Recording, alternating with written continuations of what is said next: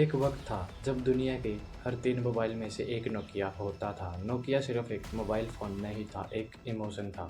लोगों के लिए नोकिया फ़ोन का मतलब था भरोसा, ड्यूरेबिलिटी और एक लाइफस्टाइल। लेकिन सोचो, वही कंपनी जो दुनिया की फ़ोन मार्केट की रानी थी, सिर्फ कुछ ही सालों में कोलैप्स कर गई। नोकिया की कहानी एक वार्निंग है कि दुनिया के अंदर कुछ भी परमानेंट नहीं है। ये एक एम्पायर के राइज और उसके भयंकर फाल की कहानी है, और हम इसे कम से कम टाइम में जानने की कोशिश करेंगे।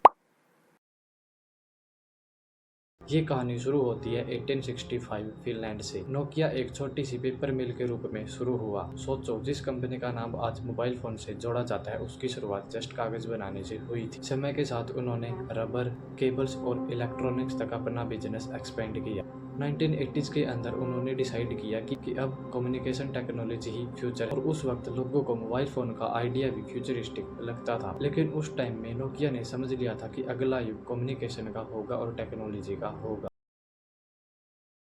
1990s के दौर में नोकिया एक ऐसा रेवोल्यूशन लेके आया जिसे कोई बोल नहीं सकता। उन्होंने मोबाइल फोन्स को लग्जरी से निकालकर आम लोगों तक पहुंचाया। उन्होंने अपने मोबाइल्स को इतने कम रेट पे बेचा कि उन्हें कोई भी बड़ी आसानी से खरीद सकता था, और इसीलिए उस टाइम पर उनके मोबाइल इतने ज़्यादा बिके, क्योंकि हर कोई उनका मोबाइल यूज करता था, क्योंकि उस टाइम पर लोगों के पास ना इतने ज़्यादा पैसे थे। नोकिया का फॉर्मूला बहुत ही ज़्यादा सिंपल था, फोन्स जो अफोर्डेबल हो, ड्यूरेबल और ईजी टू यूज हो।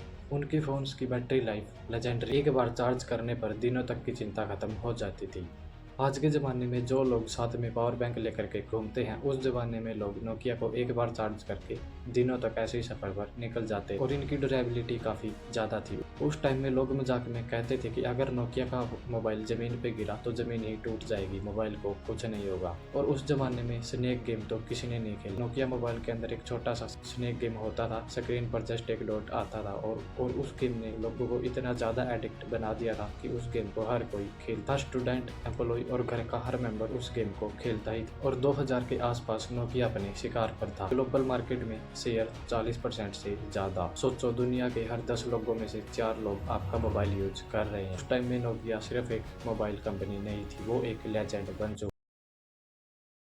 लेकिन हर एम्पायर का डाउनफॉल एक छोटी सी गलती से शुरू होता है, और वही गलती हुई नोकिया से। और नोकिया के लिए वो गलती थी उनका ओएस। दुनिया स्मार्टफोन रेवोल्यूशन की तरफ बढ़ रही थी। इंटरनेट, एप्स और टच स्क्रीन का दौर शुरू हो रहा था, लेकिन नोकिया अभी भी अपनी पुरानी ओएस के साथ चिपक कर बैठा था। उन्हें लगता था कि नोकिया हमेशा उन्हीं के रूल्स के हिसाब से चले, और ये एरोगेंस नोकिया के लिए एक साइलेंट किलर बन चुका था। कि उनके अंदर ये एरोगेंस आ चुका था कि लोग उनके मोबाइल्स के अलावा कोई और मोबाइल्स यूज करेंगे ही नहीं। लेकिन टाइम के साथ चीजें बदल 2007 में स्टीव जॉब्स स्टेज पर खड़े थे। उन्होंने कहा, today Apple is going to reinvent the phone. और फिर दुनिया ने पहली बार आईफोन देखा। एक ऐसा फोन जो सिर्फ कॉलिंग के लिए ही नहीं, बल्कि एक मिनी कंप्यूटर के जैसा भी था। अगले ही साल गूगल एंड्रॉयड ओपन सोर्स, जिसमें हर कंपनी अपना मोबाइल बना सकती थी। सैमसंग और मोटोरोला जैसे ब्रांड्स काफी तेजी से मार्केट में आ चुके थे। एप्पल और एंड्रॉयड ने मिलकर पूरे स्मार्टफोन मार्केट को ही बदल। लोग अब एप्स, टच स्क्रीन और इंटरनेट के साथ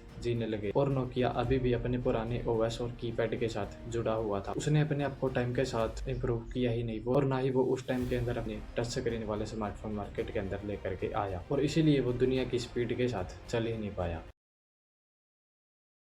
नोकिया के पास एक गोल्डन चांस था एंड्रॉयड के साथ पार्टनरशिप करने का, और अगर उन्होंने उस टाइम पर उसे हाँ कर दिया होता, तो शायद आज सैमसंग और आईफोन का राज मार्केट के अंदर ना होता। लेकिन नोकिया ने उस टाइम पर उन्हें मना कर दिया। इंस्टेड उन्होंने माइक्रोसॉफ्ट के विंडोज फोन पर अपना बैट लगा। विंडोज फोन मॉडर्न ओएस था, लेकिन उसके अंदर एप्स की कमी थी। जब लोग एंड्रॉयड में हजारों एप्स यूज कर रहे थे, तो विंडो फोन्स के पास कोई ऑप्शन था ही नहीं।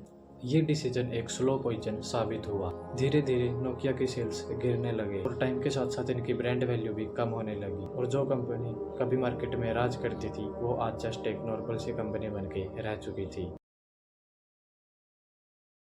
2014 में माइक्रोसॉफ्ट ने नोकिया के मोबाइल डिवीजन को एक्वायर कर लिया, और वहीं पर एक किंग की ऑफिशियल कहानी खत्म हो गई। आज के टाइम में भी लोग यही कहते हैं कि अगर नोकिया ने एंड्रॉयड का साथ दे दिया होता, तो शायद आज के टाइम में सैमसंग और आईफोन मार्केट में आते ही नहीं, या वो मार्केट के अंदर अपना राज कर ही। नोकिया के आइकॉनिक फोन्स लाइक 1100 आज भी यादों के अंदर जिंदा है। तो नोकिया की कहानी हमें सबक देती है। दुनिया हमेशा बदल रही है और जो वक्त के साथ नहीं बदलते वो काफी ज्यादा पीछे रह जाते हैं। चाहे तुम्हारा एम्पायर कितना ही बड़ा क्यों ना हो, सक्सेस कभी परमानेंट नहीं होता। हर रोज नए चैलेंजेस और नई सोच, और जो नए युग को एक्सेप्ट नहीं करते वो इतिहास बन जाते हैं। नोकिया का डाउनफॉल एक वार्निंग है, अडेप्ट और डाई।